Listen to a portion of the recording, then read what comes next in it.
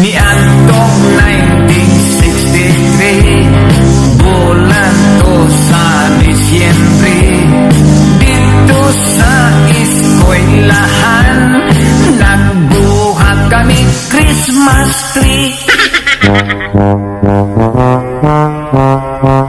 Taas ang among Christmas tree, tumoy sungko sa kisami. Daghan ang mga sugat, may pula, asul o birdi.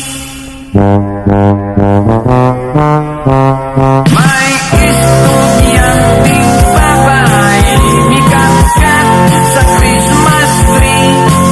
Nasangit siya sa dakong saka nagisi ang iyang panty.